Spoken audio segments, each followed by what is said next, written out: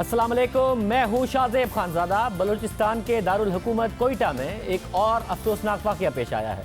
कोयटा में मस्जिद में होने वाले धमाके से डीएसपी अमानुल्लाह समेत 15 अफराद जा बहक हुए हैं और इब्तदाई इत्तलात के मुताबिक धमाका नमाज मगरिब के दौरान हुआ और धमाके की नौयत क्या थी, इस हवाले से अब तक कुछ मालूम नहीं हो सका है। पुलिस का कहना है कि धमाके की नौयत का तयन किया जा रहा है, जबकि सूबाई वज़ीर दाखिला का यह बयान सामने आया है कि धमाका खुदकश हो सकता है। सलमान अशरफ, नुमाइंदा जियो न्यूज़ कोयटा, हमारे साथ मौजूद। सलमान, बहुत शुक्रिया। सलमान, इस वक्त क्या सूरत हाल है, क्या अपडेट है? जी शाहजेब, इस हवाले से सूरत हाल ये है कि धमाका जो है वो नमाज मगरिब के दौरान हुआ था, जिसमें 15 जाँ बहक और 19 ज़ख्मी बताए जाते हैं। इस वक्त सूरत हाल ये है कि तमाम लोग वहाँ से हटा दिए गए हैं, सिक्योरिटी फोर्सेस के एहलकार भी हट गए हैं और जो आमदोरफ्त के लिए इलाका है उसे खोल दिया गया है। ताहम जो इन्वेस्टिगेशन के इदारे हैं, जिसमें CTD, क्राइम सीन एक्सपर्ट्स, वो अभी तक मस्जिद के अंदर से जो मुख्तलिफ शवाहिद हैं उसे इकट्ठे कर रहे हैं। इस हवाले से वज़ीर दाखिला ने जो बातचीत की, उनका कहना था कि इस हवाले से अब तक कुछ कहना कबल अज़ वक्त होगा कि आया धमाका किस नौयत का था, क्योंकि रात का वक्त है, अंधेरा बढ़ गया है। सुबह जब इस तमाम सूरत हाल का मुकम्मल तौर पर जायज़ा लिया जाएगा तो तभी कुछ कहने की पोजीशन में होंगे। लेकिन उनका ये भी मानना था कि बज़ाहिर ऐसा लगता है कि धमाका खुदकुश हमला था। जी बहुत शुक्रिया सलमान अशरफ, इस हवाले से तफसीलात बता रहे थे। प्रोग्राम में आगे बढ़ते हैं। हर रोज़ कोई ना कोई नई पेशरफ्त हो रही है, अहम कानून साजी पर इत्तफाक हो रहा है और हुकूमत और अपोजिशन में एक गैर मुतवक्के और अनप्रेसिडेंटेड इत्तफाक नजर आ रहा है। तारीफें नजर आ रही हैं हुकूमत की तरफ से अपोजिशन की। आज भी यही हुआ, हुकूमत और अपोजिशन के साथ मिलकर इत्तफाक राय से काम करते दिखाई दे रहे हैं। बहुत से ऐसे मामला तय पा रहे हैं जिन पर कई माह से डेडलॉक था, मगर अब इत्तफाक हो रहा है। पहले आर्मी चीफ की मुद्दत मुलाजमत में तौसी की कानून साजी पर इत्तफाक हुआ और उसके बाद तो जैसे इत्तफाक का सिलसिला शुरू हो गया। फिर नैब ऑर्डिनेंस में तरामीम पर इत्तफाक हुआ और आज चीफ इलेक्शन कमिश्नर के तकर्रुरी के मामले में भी अहम पेशरफ्त हुई है। अचानक से कानून साजी में तेजी आ गई है। ये अचानक हुआ क्या है? वो वजीर आज़म जो हर वक्त और हर मौके पर अपोजिशन को तनकीद का निशाना बनाते थे, जो भी तकारीर उनकी होती, किसी भी मौके पर होती, उसमें अपोजिशन की करप्शन, इसके अलावा अपोजिशन की हवाले से शदीद तनकीद करते, आजकल हर दूसरे दिन मुख्तलिफ तकारीब से वजीर आज़म खिताब तो कर रहे हैं मगर अपोजिशन का जिक्र नहीं कर रहे हैं। इसके अलावा आज वफाकी वजीर फवाद चौधरी ने भी अपोजिशन के रवैये की तारीफ की। उन्होंने कहा कि आर्मी एक्ट पर अपोजिशन ने बड़ी जिम्मेदारी का मुजाहरा किया और आगे के लिए भी उन्होंने माहौल बेहतर होने की बात बताई। समझता हूँ आर्मी एक्ट के ऊपर जिस जिम्मेदारी का मुजाहरा किया अपोजिशन ने, उसके बाद आज जिस तरीके से असम्बली में लेजिस्लेशन आगे बढ़ी है, इससे ज़ाहिर होता है कि एक सब्सटेंटिव जो कहना चाहिए कि एक बड़ी अच्छी पाकिस्तान की सियासत में इब्तदा जो है वो हुई है। यही कैरी ऑन जो है होगी। उम्मीद यही है कि मंगल तक इलेक्शन कमीशन का मामला जो है उसके ऊपर भी पेशरफ्त जो है वो मुकम्मल हो जाएगी और यहाँ जो नैब ऑर्डिनेंस है उसके ऊपर भी मुस्बत तरीके से बातचीत जो है वो आगे बढ़ रही है। इसमें हुकूमत की अपनी तजावीज़ हैं, अपोजिशन की अपनी तजावीज़ हैं, लेकिन ज़ाहिर है कि हमने मिलजुल कर एक कोशिश करनी है कि कैसा तरीक़ाकार हम बना सकें जिसके ऊपर फिर तमाम लोगों को एतमाद हो। अब से कुछ दिन पहले तक हुकूमत और अपोजिशन में डेडलॉक था। बहुत से अहम कौमी और कानूनी मामलात पर कोई पेशरफ्त नहीं हो रही थी। असेंबली के इजलास इल्ज़ाम तराशियों और जवाबी इल्ज़ाम तराशी में गुजर रहे थे, मगर अब मुसलसल इत्तफाक राय हो रहा है। हर दूसरे मामले पर इत्तफाक राय हर दूसरे दिन हो रहा है। आज हुकूमत और अपोजिशन चीफ इलेक्शन कमिश्नर के नए नाम लाने पर मुत्तफिक हो गए हैं। जियो न्यूज़ के ज़राए के मुताबिक चीफ इलेक्शन कमिश्नर के लिए अपोजिशन और हुकूमत ने अपने अपने नाम वापस ले लिए हैं और अब दोनों नए नाम पार्लिमानी कमेटी को भेजेंगे और इस हवाले से पार्लिमानी कमेटी का इजलास आइंदा हफ्ते मुतवक्को है। इससे पहले हुकूमत ने बाबर याकूब, फजल अब्बास और आरिफ खान के नाम तजवीज़ किए थे। अपोजिशन ने नासिर खोसा, जलील अब्बास जिलानी और इखलाक तारड़ के नाम तजवीज़ किए थे, मगर अब नए नाम सामने आएंगे और तवक्को है कि उनमें किसी एक नाम पर इत्तफाक भी हो जाएगा। ये इस लिहाज से बड़ी पेशरफ्त है कि हुकूमत और अपोजिशन में कई माह से डेडलॉक है। चीफ इलेक्शन कमिश्नर की रिटायरमेंट को एक माह से ज़्यादा हो गया है, मगर यह मामला वज़ीर आज़म और अपोजिशन लीडर में इत्तफाक राय ना होने की वजह से पार्लिमानी कमेटी के पास है, जिसने कई इजलास किए मगर इत्तफाक राय नहीं हो सका और अब नए नाम लाने पर इत्तफाक हो गया है। इससे पहले गुज़िश्ता रोज़ हुकूमत और अपोजिशन के दरमियान नैब कवानीन में तरामीम पर भी बात हुई थी और इस बात पर इत्तफाक किया गया था कि 11 के करीब वो ऑर्डिनेंसेस जिनको हुकूमत ने एक साथ ही मंजूर करवा लिया था, वो तमाम बिल वादे के मुताबिक वापस लिए जाएंगे और इनमें से कुछ बिलों को दोबारा मंजूर करवाया जाएगा। हालांकि 2 माह पहले यानी 22 अक्टूबर को यह हुकूमत ऑपोजिशन रहनुमाओं पर मजीद सख्तियों के लिए एक ऑर्डिनेंस लाई थी कि 5 करोड़ से ज्यादा की करप्शन के मुल्जिमान के लिए जेल में बी क्लास के बजाय सी क्लास होगी। मगर अब हुकूमत वो ऑर्डिनेंस भी वापस लेने पर तैयार हो गई है। इसके अलावा हुकूमत ने इशारा दिया है कि वो नैब कवानीन में ऑपोजिशन की तरामीम भी शामिल करेगी। वो शिकायत जो नैब से ऑपोजिशन को थी अब हुकूमत को भी है। ये सब कुछ चंद दिनों में हुआ है। इन चंद दिनों में ऐसा क्या हुआ है? हमारे साथ मौजूद हैं कैपिटल टॉक के मेज़बान और सीनियर तज्ज़ियाकार हामिद मीर साहब। हामिद मीर साहब बहुत शुक्रिया। हामिद मीर साहब, वैसे तो इस्लामाबाद में सर्दी है ही, मगर ऑपोजिशन और हुकूमत के दरमियान भी जो गर्मी थी वो ख़त्म होती नज़र आ रही है। मगर ये अचानक हुआ क्या है? वज़ीर आज़म अपनी तकारीर में ऑपोजिशन का नाम तक नहीं ले रहे, हालांकि हर दूसरे दिन एक तकरीर कर रहे हैं। आर्मी चीफ की जो मुद्दत मुलाजमत में तोसी पर जब से इनका इत्तफाक हुआ, बाकी सारे मामला पे ऐसा लग रहा है कि इत्तफाक हुआ जा रहा है। हुकूमत ऑपोजिशन की तारीफ़ें कर रही है। क्या हुआ है? नहीं देखें, एक तरफ तो यकीनन आप सही कह रहे हैं कि कुछ मामलात पर इत्तेफाक नज़र आ रहा है, लेकिन साथ ही साथ आप ये भी तो देखें ना कि आज कौमी असम्बली में जो राना सनाउल्लाह ने तकरीर की और उस तकरीर के बाद जिस तरह सरकारी बेंचों से 5 सरकारी अरकान ने खड़े होकर राना सनाउल्लाह के हक़ में हाथ उठाया और ये कहा कि हम इनके साथ हैं, और उसके बाद फिर मुराद सईद साहब ने एक जवाब दिया, तो वो भी तो एक रियलिटी है कि राना सनाउल्लाह ने हाथ में कुरान उठाकर ये कहा कि अगर मैं झूठा हूँ तो अल्लाह ताला मुझे गारत करे, और अगर मेरे पे झूठा केस बनाया गया है तो फिर अल्लाह ताला झूठा केस बनाने वालों को गारत करे। और उस पर कुछ सरकारी अरकान लरज़ गए और वो राना सनाउल्लाह के हक़ में खड़े हो गए, और कुछ नहीं लरज़े और उन्होंने जवाब दिया। तो ये भी तो एक सच्चाई है।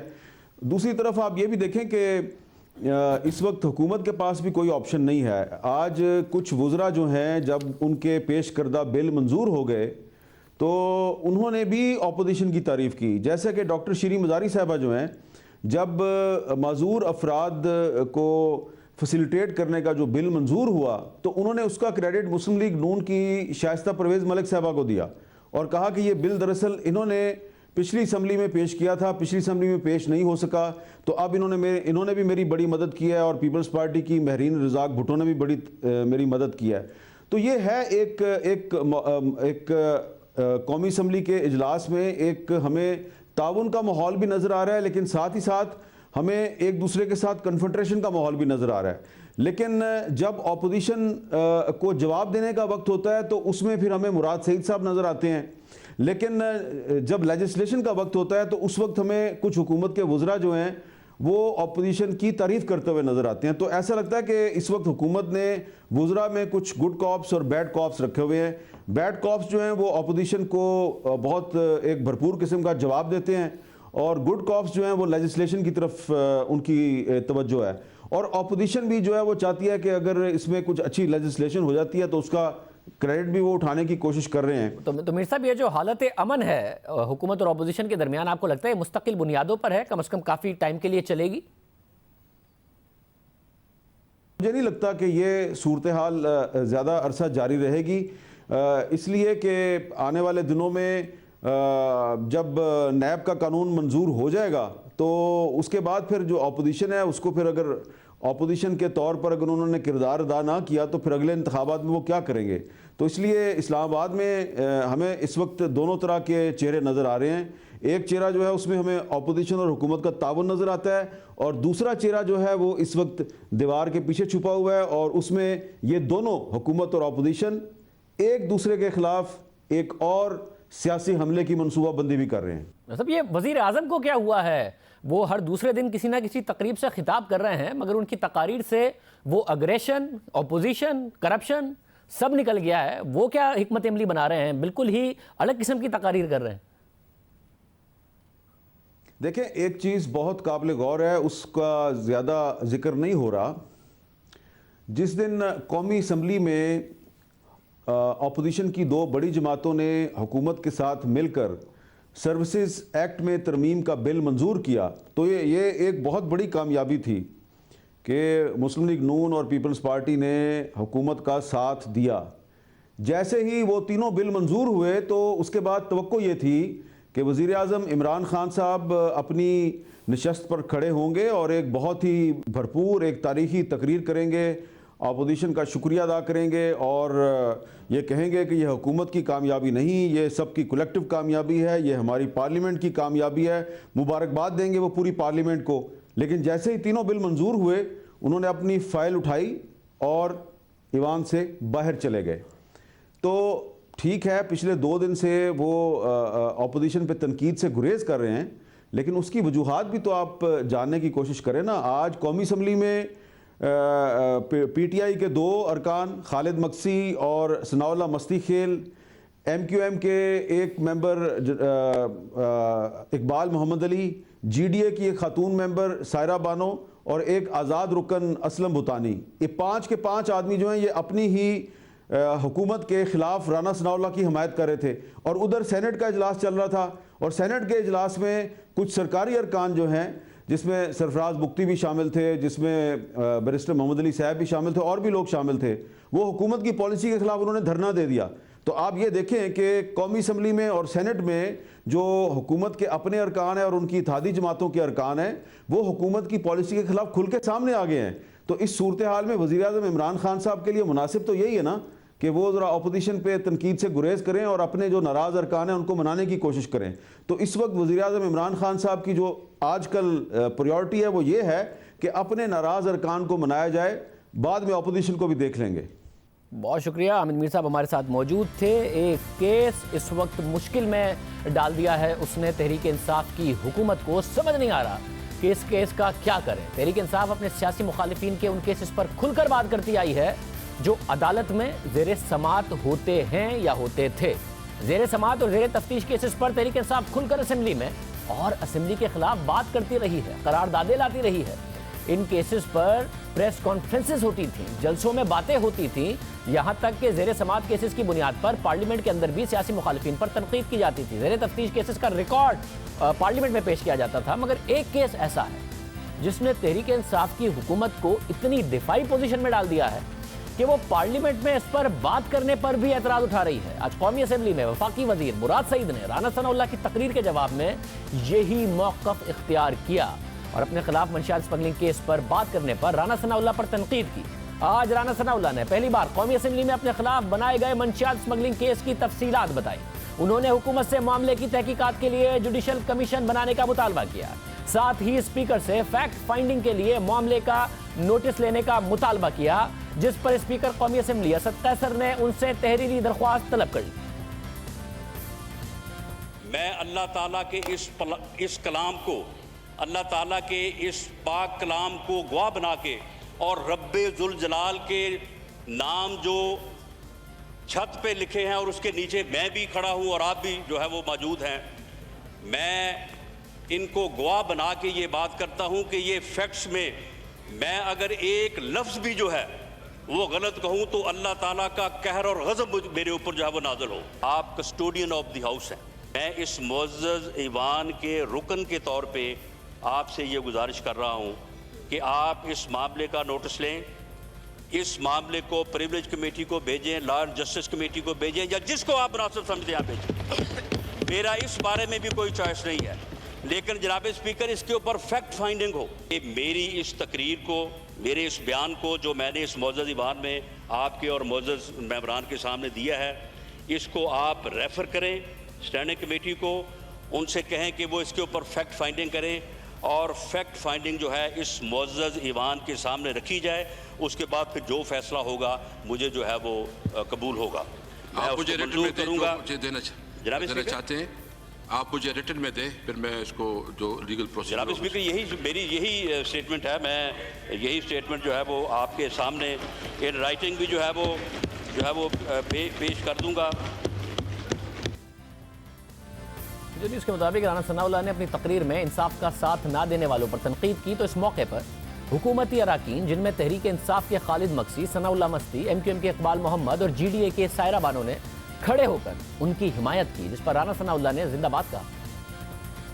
जनाब स्पीकर, वो लोग जिनके पास अथॉरिटी है, जो इस मामले में इंसाफ की और सच की बात कर सकते हैं, जो अल्लाह ताला के कलाम में जो अल्लाह ताला ने हुक्म फरमाया है कि सच के लिए उठ खड़े हो, और वो उठ खड़े नहीं हो रहे, वो सच बात नहीं कर रहे, अल्लाह ताला फिर उनके ऊपर भी अपना कहर और गज़ब नाज़िल करे और उनके ऊपर ज़िल्लत और रसवाई का जो है वो अज़ाब नाज़िल हो। जनाब स्पीकर, जिंदाबाद।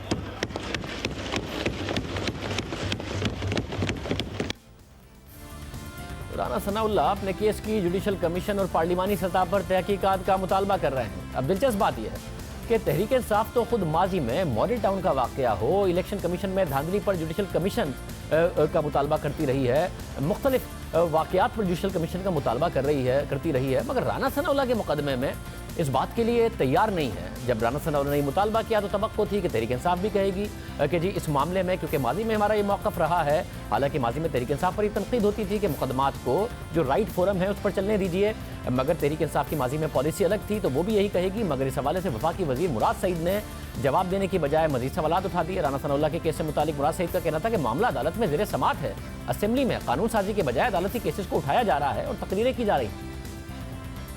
शहरियार अफरीदी जो कि मिनिस्टर है, ANF के हवाले से संजीदा सवाल उठाए गए हैं। यहाँ पे मैटर सब जुडिस है, अदालत के अंदर केसेस चलते हैं और यहाँ पे आके तकरीरें जारी जाती है। यहाँ पे आके सब जुडिस मैटर्स को इस ऐवान में उठाना ज्यादती सिर्फ इस ऐवान के साथ नहीं है, कौम के उन लोगों के साथ भी है जो कि हमें बेचते हैं अपने लिए कानून साजी करने के लिए। तो स्पीकर साहब, मेरे ख्याल से हर बंदा कभी करप्शन के केस का, कभी मंशियात के केस का यहाँ पे आकर अगर बात करेगा तो कानून साजी किधर जाएगी, वो कौम के बच्चे किधर जाएंगे, जिनके साथ जुल्म हुआ है वो किधर जाएंगे। कानून साजी किधर जाएगी अगर हर बंदा अपने केसेस की, करप्शन के केसेस की, मंशियात के केसेस की बात करेगा।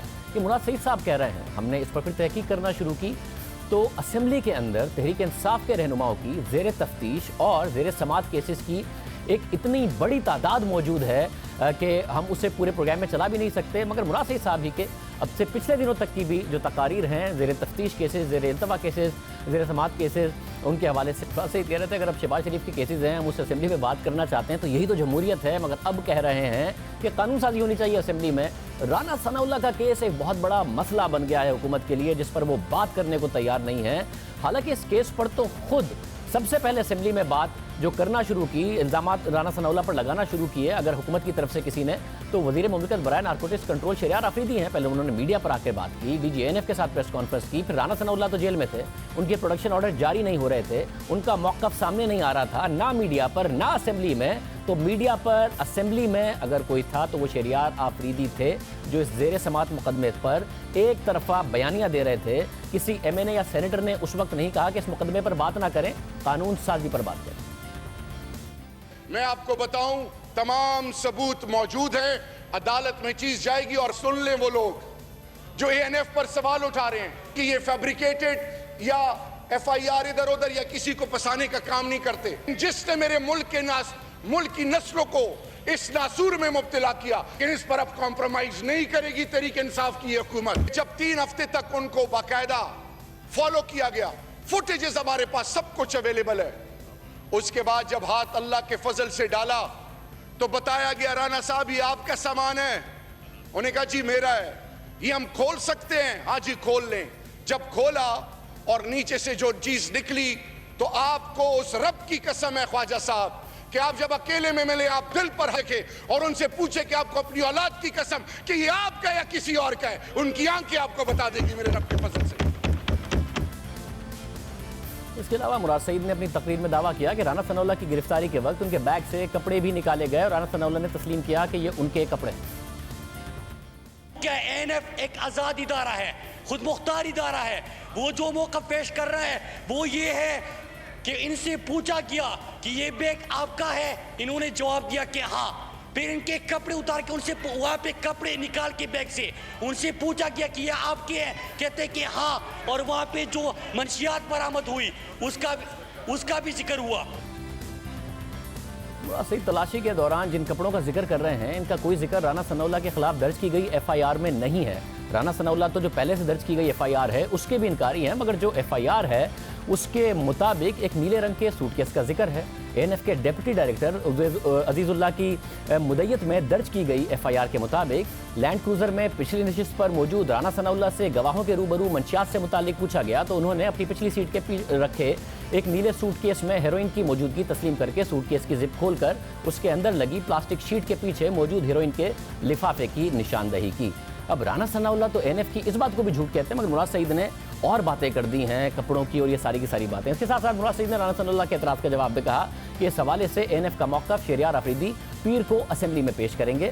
मगर एएनएफ के मौक़िफ़ को तो शहरियार आफरीदी राना सनाउल्लाह की गिरफ्तारी के चौथे दिन गुज़िश्ता साल 4 जुलाई को डीजी एएनएफ के हमरा न्यूज़ कॉन्फ्रेंस में पेश कर चुके हैं। तो सवाल यह है कि अब वो क्या मौक़िफ़ पेश करेंगे, क्योंकि राना सनाउल्लाह तो उस वीडियो के बारे में बार बार कह रहे हैं जिसका जिक्र खुद शहरियार आफरीदी करते थे। शहरियार आफरीदी क्या कहते रहे? तमाम जो सबूत है हमारे पास वो इंशाल्लाह इंटैक्ट हैं। गाड़ी की मूवमेंट, गाड़ी के नंबर प्लेट्स और तमाम चीज़ें आप जो आपके जहन में है ना, सब कोर्ट में पेश की जाएंगी।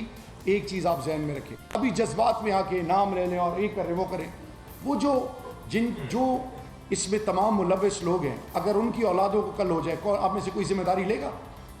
खुदा के लिए प्लीज़, ये किसी की ज़िंदगी का सवाल है, एक का नहीं, इनसे बहुत सारे और इनसे जुड़े हुए जो नाम हैं, आज हम आपको सारी डिटेल दे दें तो वो तो कल को पता चले सारे बाहर जाने चले जाएं। ये सेंसिटिव इशू है, इसमें कौम को आगाह करना है कि अब होली हाउस कोई नहीं है। सनाउल्लाह ये सवाल उठा रहे हैं कि इस बात की इंक्वायरी करें हैं कि जो मेरा पूरा नेटवर्क था जिसके बारे में ये कह रहे थे कि अगर सबूत दे दिए तो उन सबको पता चल जाएगा वो नेटवर्क कहाँ है, मुझसे उस हवाले से सवालात क्यों नहीं हुए और मेरा रिमांड क्यों नहीं लिया गया जिसमें मुझसे पूछगछ की जाती। बहुत सारे सवाल उठ रहे हैं। मुराद सईद ने राना सनाउल्लाह की जानिब से असेंबली में कुरान लाने से मुतालिक भी जवाब दिया। उनका कहना था कि हम सब मुसलमान हैं और असेंबली में हल्फ लेकर बैठे हैं, इसलिए कुरान लाने की ज़रूरत नहीं है। अगर कोई कुरानी पाक हाथ में लाके पार्लियामेंट के अंदर गुफ्तगू शुरू करे, हम सब मुसलमान हैं और हम सब जब यहाँ पे बात करते हैं स्पीकर साहब, तो हमें पता होना चाहिए कि हम वैसे भी हल्फ के ऊपर हैं, ओथ के ऊपर हम बात करते हैं। हर रुकन कौमी असम्बली यहाँ पे आके पहले दिन हल्फ लेता है और जो भी यहाँ पे गुफ्तगू होती है वो सच्ची होती है। हमें उस पर कुरान मजीद को लाने की जरूरत नहीं।